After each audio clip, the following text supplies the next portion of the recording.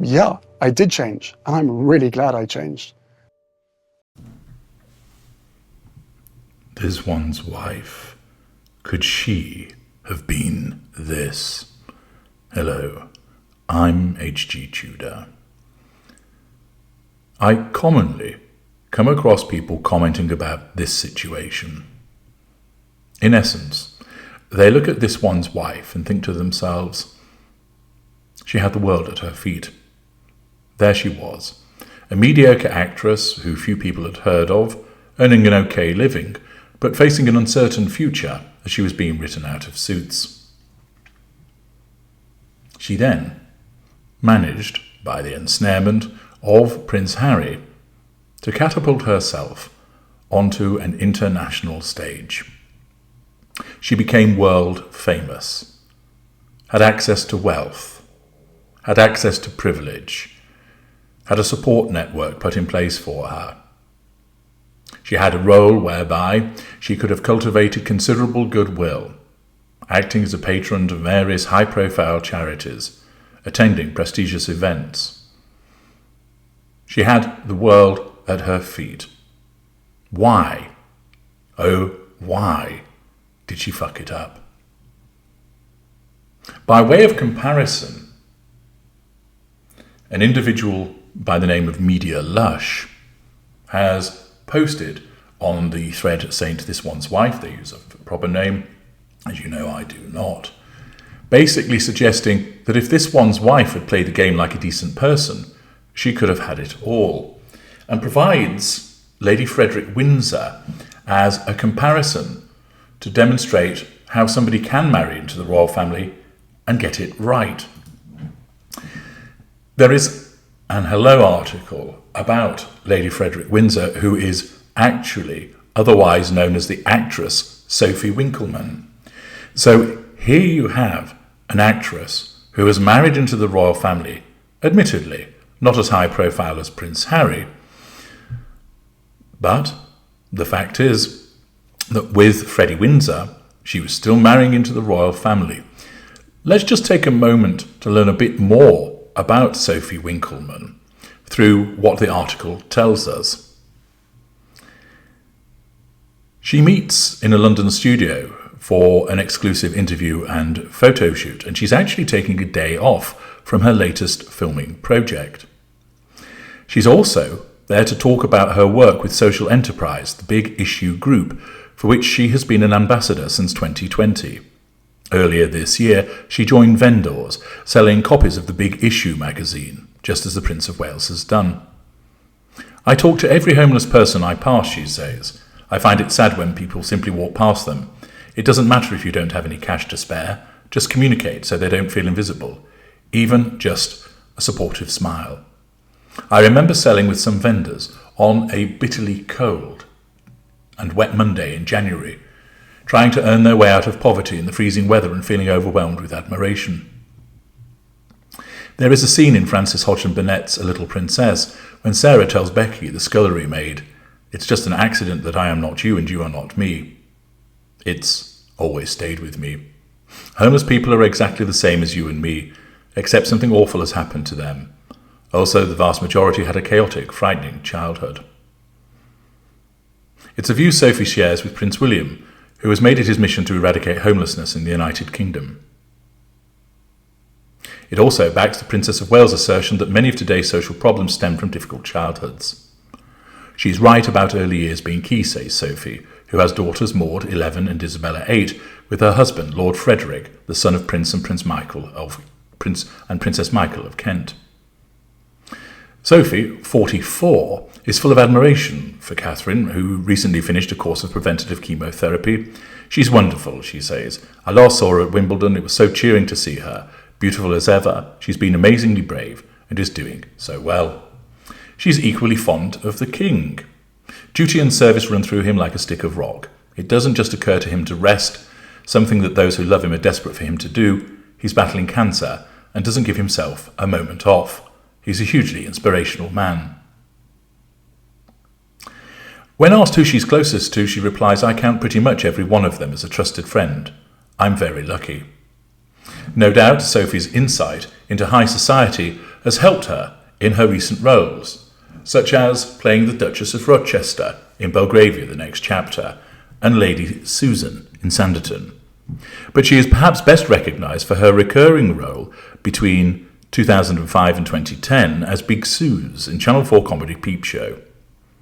Actors usually loathe being pigeonholed, but Peep Show gives people such joy. I don't mind at all, she says. In fact, the series was responsible for bringing her and her banker husband together on New Year's Day 2007. The couple then married at Hampton Court Palace in September 2009, but Sophie says their 15th wedding anniversary was uneventful. We didn't do anything. We're so boring, she says. I often have 5 a.m. start times and Freddie works very hard, so we're far too knackered. We also have quite a lot of dinners for charities, or his work, or just staying in and watching a film is heaven. Freddie is wonderful with the girls, and more hands-on than I am, she adds. He reads to them, teaches them history, the countries, rivers and mountains on a map. I just tell them I'm tired. Being a mother in the digital age, Sophie's all too aware of the dangers of social media, about another topic about which she's fiercely passionate. She doesn't have any social media accounts and won't allow her daughters to either. Platforms like Instagram make young girls hate themselves.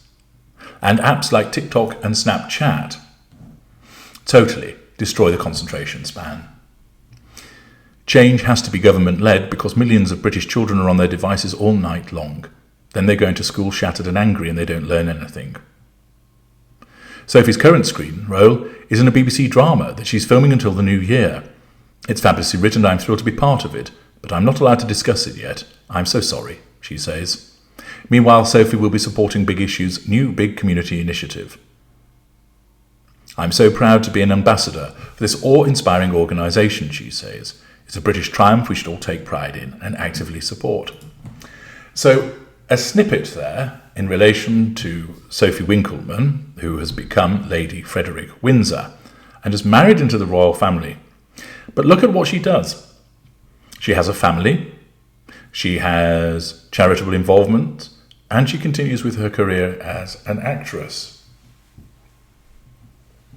She also comes across very well in interview, not spouting word salad, coming across as a genuine and caring individual. Could this be what this one's wife might have been if she had played a more appropriate approach? If she played the game like a decent person, as suggested by Media Lush, could this be exactly who this one's wife could have been? Somebody that is down to earth, involved in charity, liked by people, liked within the royal family. Could this one's wife have achieved that?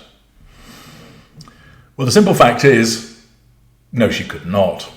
The reason being is that Sophie Winkleman isn't a narcissist, and this one's wife is.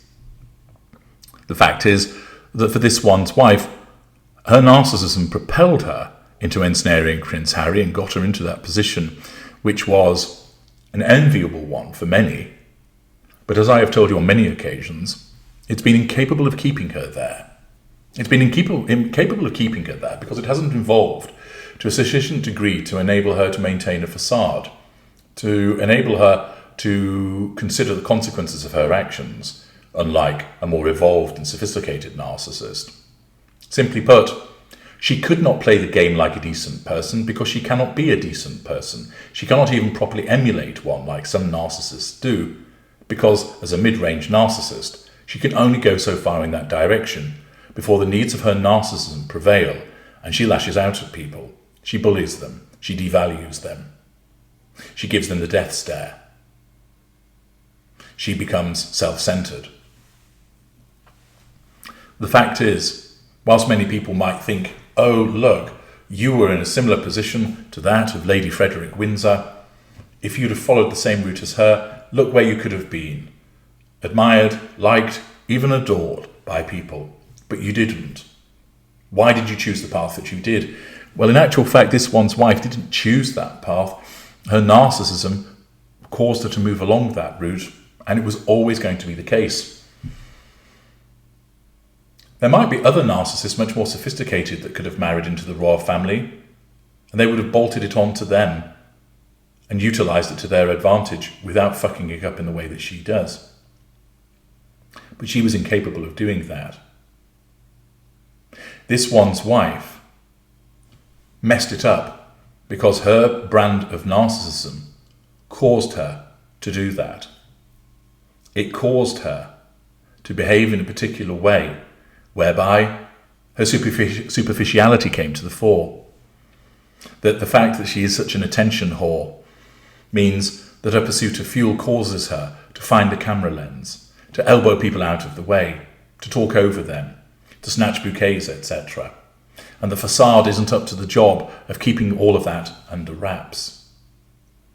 Her narcissism caused her to cut off her family in such a way that this has repeatedly drawn criticism. It has caused her to deal with the children in a particular way, which has resulted in scrutiny and cynicism. It has caused her to dump friends, disengaging from them, which has resulted in them speaking out about her. It has caused her to be seen as a toxic person so that brands don't want anything to do with her. And thus, there was never, ever the opportunity that she could play the game like a decent person. She could only do what she could do as a narcissist of the mid-range variety, which has meant that she has messed it up.